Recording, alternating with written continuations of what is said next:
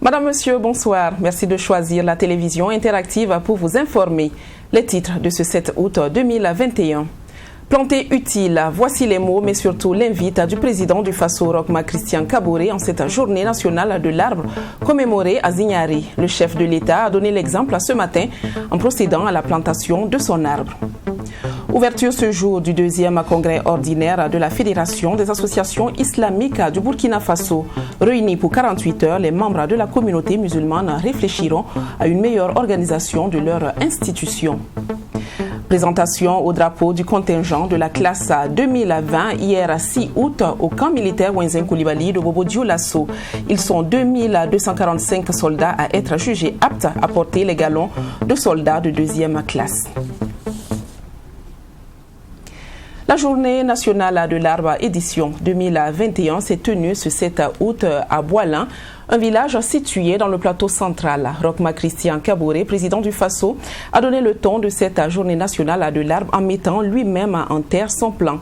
Pour cette année, la région du plateau central compte mettre en terre 5000 pieds, essentiellement constitués de produits locaux. Reportage de Michael Tougri. Dans le village de Boilin, Roch Marc Christian Kaboré met son plan en terre avant d'appeler les Burkinabés à planter utile pour barrer la route à la dégradation des terres. Ensuite, c'est au tour du Premier ministre Christophe Dabiré. Chaque année, le Burkina Faso perd plus de 25 000 massifs forestiers et écosystèmes. Mais je voudrais signaler simplement que la question n'est pas de planter les arbres. Il faut assurer leur entretien. Il faut veiller à ce que les animaux ne les mangent pas. Que l'homme ne soit pas responsable encore de sa destruction. Et ça, c'est une autre paire de manches qui nécessite beaucoup de sensibilisation, beaucoup de prise de conscience au niveau des populations pour savoir que la nature n'est détruite que par l'homme. C'est nous-mêmes qui construisons cette situation-là. L'objectif du gouvernement pour cette édition 2021 de la Journée nationale de l'arbre est de planter 10 millions de plants dans les 13 régions du Burkina Faso. Le bilan des 2 premières éditions donne des motifs de satisfaction avec un taux de 60% de réussite des campagnes de reboisement. Cette Journée nationale de l'arbre instituée en 2018 doit susciter, selon le président du Faso, une mobilisation générale des Burkinabés à un engagement plus écologique et éco-citoyen. Que chaque Burkinabé en prenne conscience et que ce soit à Boilin comme nous sommes ici aujourd'hui, que ce soit individuellement dans nos maisons, dans nos villages, nous devons inciter les populations à la plantation des arbres et également à avoir une veille citoyenne sur ces arbres-là. C'est ça qui est l'acte important et je pense que c'est la répétition que nous faisons chaque année qui va permettre de faire en sorte que cette prise de conscience soit entière à tous les niveaux. Cette édition 2021 de la Journée nationale de l'arbre est placée sous le thème « Arbre, identité culturelle et cohésion sociale ». À cette édition, les journalistes lauréats du concours Grande Muraille Verte ont été primés. En plus des journalistes, une dizaine de personnes ont été élevées au rang de chevalier de l'ordre du mérite du développement rural Agraf Environnement pour leur engagement à la protection de l'environnement au Burkina Faso. L'arbre étant la vie, nous poursuivons donc avec sa célébration nationale, mais cette fois-ci dans la région du centre. Ce samedi 8 août, c'est la commune rurale de Tanguinda-Souri qui a abrité la 3e édition de la Journée nationale de l'arbre placée sous le parrainage de l'Office national d'identification. Plusieurs centaines d'espèces végétales ont été mises en terre dans la zone. Par ailleurs, une foire a été organisée et les produits forestiers non ligneux de la région présentés. Les détails avec Abakar Mahamat et Michael Tougri. Cette année, c'est la commune de Tanguinda-Souri qui a accueilli la Journée nationale de l'arbre de la région du Centre, une édition placée sous le parrainage de l'Office national d'identification ONI. Arbre, identité culturelle et cohésion sociale, c'est sous ce thème qu'a été célébrée cette 3e édition de la Journée nationale de l'arbre. L'Office national d'identification a accepté depuis maintenant 3 ans à accompagner la région du Centre pour commémorer cette journée et planter utile. Vous avez vu que pour cette fois-ci, nous sommes à Tanguène Dassouri et principalement dans un endroit assez symbolique de la cohésion sociale de notre pays, à savoir la mosquée de Tanguène Dassouri. C'est justement dans cette perspective que cette commémoration pour nous est fondamentale parce que au-delà de la symbolique du lieu, c'est aussi un clin d'œil et un clin d'œil à l'endroit du thème de cette année qui est arbre, identité culturelle et cohésion sociale. En plus de la plantation d'arbres, cette édition a été aussi marquée par une foire de l'arbre qui a permis aux acteurs des différentes associations et de la production des produits forestiers non ligneux d'exposer les potentialités de la région. La secrétaire générale adjointe du gouvernorat espère un taux de réussite de 100% à l'heure du bilan en 2022. Cette année, la région, comme les années précédentes, s'est engagée dans la préservation de l'environnement et à ce titre, et en collaboration avec les services techniques de l'environnement, nous avons envisagé effectivement le reboisement de ce matin avec l'appui de l'Office national d'identification. Donc nous comptons à terme vraiment reboiser entièrement cette cour de la mosquée centrale de Tanguène Dassouri, qui est un endroit entièrement clôturé. Et ce qui fait que nous pensons qu'à l'évaluation de l'année 2022, et ce que nous avons pu mettre sous terre ce matin, on puisse atteindre un taux de réussite de 100%. Par ailleurs, la directrice régionale en charge de l'environnement du centre a saisi l'occasion pour faire le bilan de cette journée de plantation d'arbres. Il en ressort que 300 plants à majorité d'espèces locales ont été mis en terre. Les espèces qui vont être mises en terre sont de deux groupes. Les espèces pourvoyeuses de PFNL et les espèces ombrageuses. Et comme vous le constatez, nous sommes dans l'enceinte de la mosquée, de la grande mosquée de Tanguène Dassouri. Et donc les espèces pourvoyeuses de PFNL sont notamment le baobab, le néré, le tamarin et puis le moringa.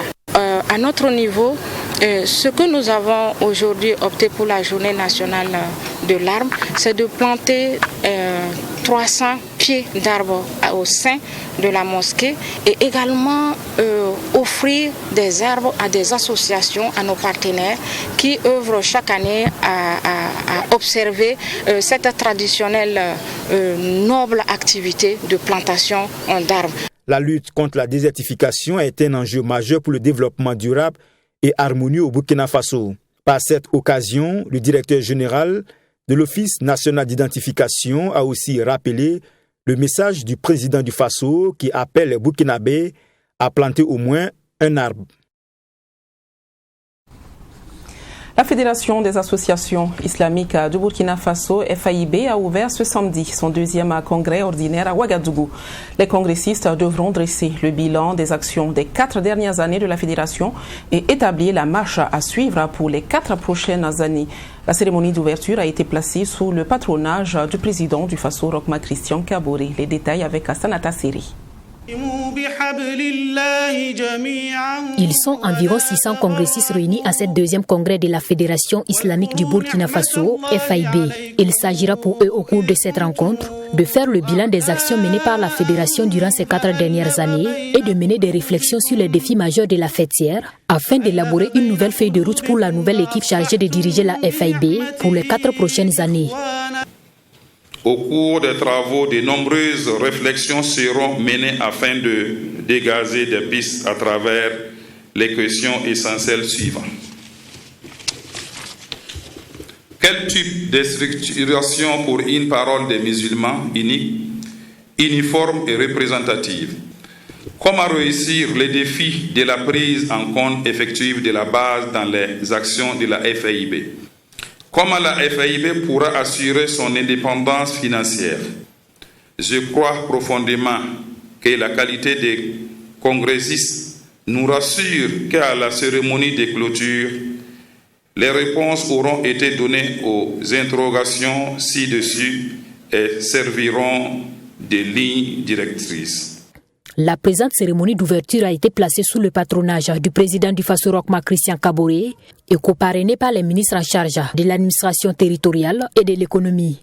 Lassane Kaboré a salué le travail abattu par les premiers responsables de la FAIB durant ces 4 dernières années. Je voudrais donc profiter pour les féliciter l'équipe sortante qui a fait un travail remarquable en quelques années pour véritablement faire de la FAIB l'interlocuteur, en tout cas interlocutrice du moins privilégié du gouvernement.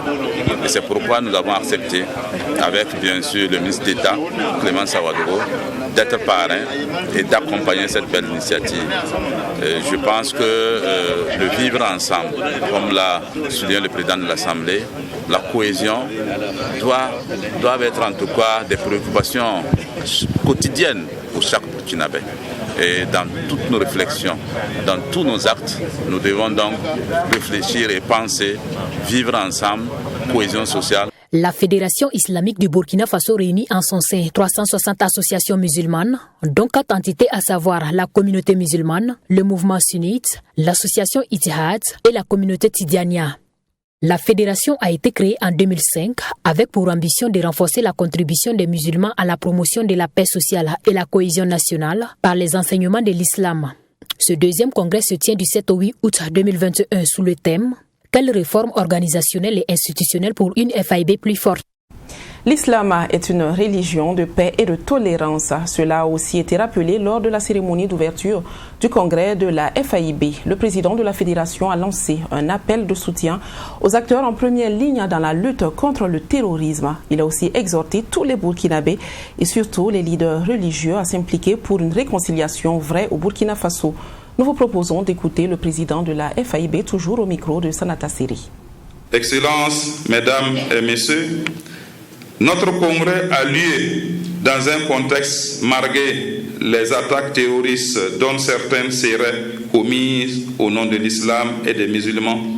Pourtant, les actions des groupes terroristes sont la cause des souffrances des milliers de Burkinabés dont la majeure partie est constituée des musulmans.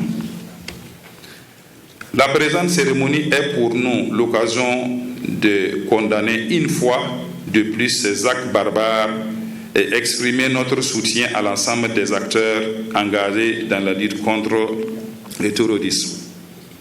Je rappelle encore que l'islam est une religion de paix et de respect de la vie humaine. La paix et la prospérité au Burkina Faso ne sauraient être une réalité sans un dialogue franc et une réconciliation sincère. C'est pourquoi, du haut de cette turbine, nous, leaders islamiques, exhortons les différents acteurs de la scène politique et publique à travailler pour une réconciliation des Burkinabés afin de donner une chance à tous de vivre en sécurité pour contribuer à la construction de notre pays.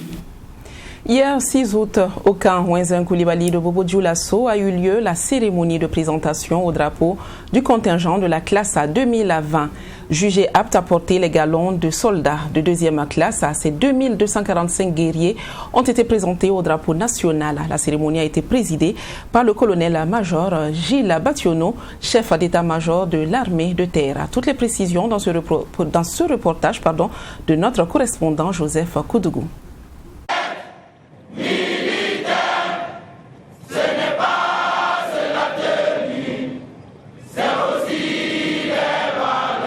Elles sont au total 2245 recrues du contingent militaire de la classe 2020 à recevoir leur épaulette à cette cérémonie de présentation au drapeau.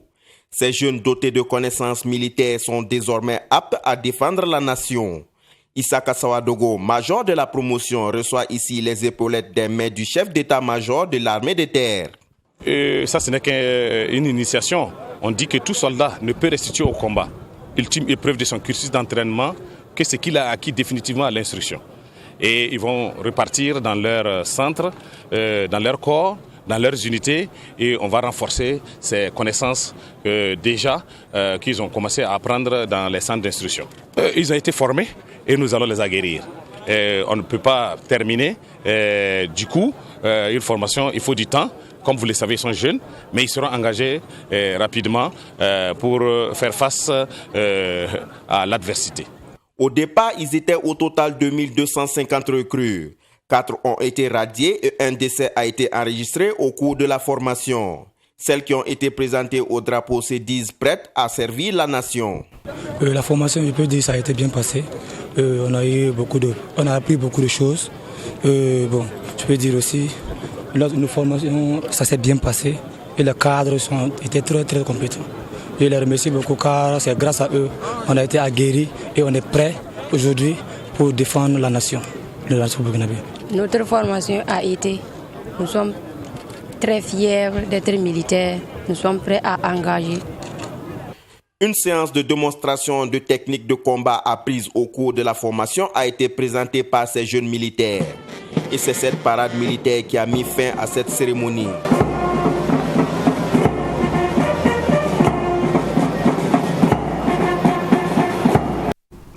Pengawende Henri Joël Soubeiga se souviendra fort probablement de ce jour 7 août 2021 comme l'un des plus beaux de sa vie. Après plusieurs mois de recherche, l'étudiant en Master 2 en psychologie, spécialité clinique et psychopathologie a présenté son mémoire à l'université professeur Joseph Kizerbo à Ouagadougou. Une soutenance bien menée qui lui a valu une mention très bien du jury. Sanata Kwanda et Simon Wissou. Avec une note de 16 sur 20, Henri Joël Soubeiga est désormais titulaire de Master 2 en psychologie avec spécialité clinique et psychopathologie. C'est sous le thème expérience traumatique, itinéraire et réponse d'adaptation chez les policiers au Burkina Faso qu'a porté les recherches de l'impétrant. Pour ce dernier, cette étude a pour but de trouver des mécanismes pouvant venir en aide aux policiers ayant subi des traumatismes dans le cadre de leur mission. Ceux qui sont confrontés aux événements ne bénéficient pas systématiquement d'une prise en charge lorsqu'ils rentrent de mission. Donc, cette étude nous a permis donc de comprendre quels sont les mécanismes que chaque policier mobilise lorsqu'il est confronté à un événement potentiellement traumatisant, et également aussi de voir est-ce que s'il y avait un mécanisme, est-ce que cela n'aurait pas permis donc à ces policiers donc de mieux s'adapter. Donc, la conclusion auquel nous sommes parvenus, c'est que l'ensemble de ces policiers-là, chacun essaie de se débattre comme il peut en mobilisant des mécanismes conscients et inconscients donc pour pouvoir faire face aux situations stressantes. Mais nous sommes parvenus à la conclusion qu'il faut forcément un mécanisme de prise en charge donc en amont pour permettre à ces policiers-là d'être plus résilients donc face à ce qu'ils vivent sur le terrain. Malgré la complexité du domaine de la psychologie, l'impétrant a su présenter son mémoire dans le délai qui lui était accordé, à en croire le président du jury. Il a également salué la bravoure et la ténacité avec laquelle l'impétrant a défendu son thème. Dans un domaine aussi compliqué que la psychologie, qu'il puisse le faire en 2 ans, c'est quand même important. Et la surprise est d'autant plus grande et agréable que le document il est de belles factures. Nous avons également un candidat assez tempéré et modéré qui a su donc non seulement dans le temps faire sa soutenance, mais même la présentation a été succincte et correcte. Nous avons formulé des observations, posé des questions et là également, je pense qu'il a su répondre avec brio à ces questions qui ont été posées. Le jury a essayé de le titiller également, mais je pense qu'il a su rester dans son calme. En rappel, le master de la filière psychologie à l'université Joseph Kizerbo a été créé en 2017. La téléconsultation est une réalité depuis peu au Burkina Faso. C'est une technologie qui permet une prise en charge rapide des malades à distance. Hier 6 août, le système a été testé pour la 2e fois. Les résultats sont probants pour le ministère de l'économie numérique et celui de la santé, initiateur de cette révolution dans le domaine médical au Burkina Faso. Sanata Kwanda et Nelly Tapsoba. C'est un 2e test du système de téléconsultation mis en place par le ministère de la Santé et celui en charge de l'économie numérique. Cette fois, c'est un malade du centre hospitalier régional de Dori qui se fait consulter depuis Ouagadougou par un pédiatre du centre hospitalier Yalgado Ouetraogo. Une prise en charge à distance d'une patiente souffrant de douleur suite à la morsure d'un serpent. Cette téléconsultation s'est déroulée sous la supervision du professeur Fla Kouyeta. L'exercice, à mon avis, est assez satisfaisant et ça va permettre à nos jeunes confrères, à nos collègues de Dori, de rapidement prendre les mesures pour sauver ce patient. Ce système va permettre naturellement d'améliorer ce que les collègues de Dori avaient déjà initié comme traitement. Et c'est l'intérêt justement de l'exercice pour que ceux qui sont en périphérie, qui sont souvent sans expérience comme nous, puissent avoir notre expérience pour améliorer la prise en charge des patients qu'ils auront. Le but de cette téléconsultation est de réformer l'offre des soins à l'aide d'outils numériques de pointe pour une amélioration de la prise en charge des patients à distance, à en croire le ministre de l'économie numérique et des postes. Elle envisage doter les différents CHR de ces équipements. L'objectif, c'est d'améliorer l'offre de santé et avec des outils conçus et développés par nous-mêmes. Et donc, nous voulons aller pas à pas et les adapter au fur et à mesure. Avant-hier, un premier exercice, aujourd'hui un deuxième, avec de l'amélioration. Et donc, nous allons continuer amélioration pour que très bientôt, nous puissions avoir au moins tous les CHR qui sont équipés d'équipements et aussi donc les médecins spécialistes. Pour la ministre, cette téléconsultation vient à point nommé car ce système permettra une prise en charge rapide des patients et la diminution des risques d'aggravation de leur état de santé. L'avantage, on l'a vu en visitant aujourd'hui les services de pédiatrie, des enfants qui sont malades, des enfants qui sont venus de communes. Et ces enfants auraient pu avoir un meilleur état de santé si, dès la consultation dans leur commune, ils avaient bénéficié de l'avis d'un spécialiste. La ministre Adja Fatimata Ouattara et ses collaborateurs disent se donner toutes les chances pour réussir ce processus d'utilisation du numérique dans le domaine de la santé. Préparation des assises nationales de l'éducation nationale. Le projet de document de base devant servir pour l'organisation de ces rencontres régionales et nationales a été validé par le comité national. C'était au cours d'un atelier qui a duré 3 jours et dont les travaux ont pris fin hier 6 août à Ouagadougou. Fatimata Nikiema. Ces acteurs de la communauté éducative, durant 3 jours, ont mis leurs expertises au service du système éducatif burkinabé. À travers des échanges et des travaux de groupe, ils ont passé en revue le projet de document de base des assises nationales de l'éducation nationale, chose qui leur ont permis, en tant que membres du comité technique national, de procéder à sa validation. L'enjeu de ce document, c'est de poser le bon diagnostic de notre système éducatif pour en déceler les forces et les faiblesses dans le but de proposer des réponses à même d'améliorer l'efficacité interne et externe de notre école et de proposer une feuille de route de mise en œuvre des dites réponses dans les courts, moyens et long termes, de sorte à ce qu'au sortir des assises nationales, les bases de l'architecture de l'école du futur soient rapidement posées et durablement enracinées. Les conclusions de vos travaux vont permettre d'aller sereinement vers les assises régionales et partant de poser les bases de cette architecture de l'école que nous voulons toutes et tous. Les travaux ont également permis à ces acteurs du système éducatif de faire des recommandations et des amendements. Et c'est un autre comité chargé de l'intégration de ces amendements qui se réunira la semaine prochaine. Selon le ministre en charge de l'Éducation nationale, cet autre comité produira les documents qui serviront de base pour les débats lors des prochaines assises nationales de l'éducation. Et je pense qu'au moins 2 semaines, sinon 3 semaines avant les assises, tous les participants concernés auront à leur disposition les documents de travail de façon à ce qu'ils aient tout le temps nécessaire pour les examiner, pour se préparer afin de venir au débat. Parce que notre objectif, c'est de sortir de ces assises nationales avec donc une feuille de route, avec des recommandations, avec donc des actions à mettre en œuvre pour réinventer notre système éducatif en lien avec 3 défis majeurs, le défi sécuritaire, le défi sanitaire et le défi socio-économique que nous connaissons dans notre pays.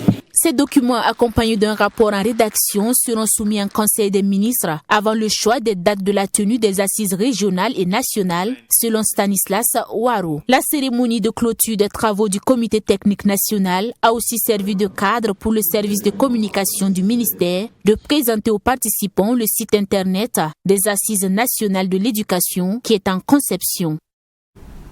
En France, les opposants au pass sanitaire ont manifesté ce samedi pour le 4e week-end consécutif. Des manifestations organisées au lendemain d'un nouvel appel lancé par le président Emmanuel Macron. Le Conseil constitutionnel a validé jeudi la généralisation du pass sanitaire pendant que les chiffres indiquent que plus de 44 millions de Français ont reçu au moins une dose du vaccin contre le Covid-19. Liberté!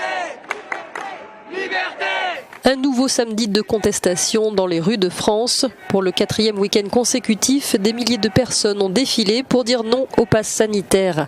Des rassemblements ont eu lieu à Paris et dans plus de 150 villes. Selon la police, la mobilisation semblait similaire à celle de la semaine dernière, soit quelques 200 000 manifestants. Des cortèges comme toujours hétéroclites avec des personnes parfois vaccinées mais opposées au pass sanitaire, d'autres opposées au vaccin ou encore des gilets jaunes. À partir de lundi, le certificat de vaccination ou le test PCR négatif sera nécessaire pour accéder aux cafés, restaurants, salles de spectacle ou encore lors des longs trajets en train ou en autocar. En Italie, une extension similaire du pass sanitaire vient d'entrer en vigueur. Depuis vendredi, ce que les Italiens appellent le pass vert est obligatoire pour entrer dans les lieux culturels, les salles de sport ou encore pour s'installer à l'intérieur des restaurants. Concernant les transports, l'obligation débutera au 1er septembre. Fin de cette édition. Je vous souhaite une très belle suite de week-end sur nos antennes et vous donne rendez-vous la semaine prochaine dans nos éditions de 20h. Bonsoir.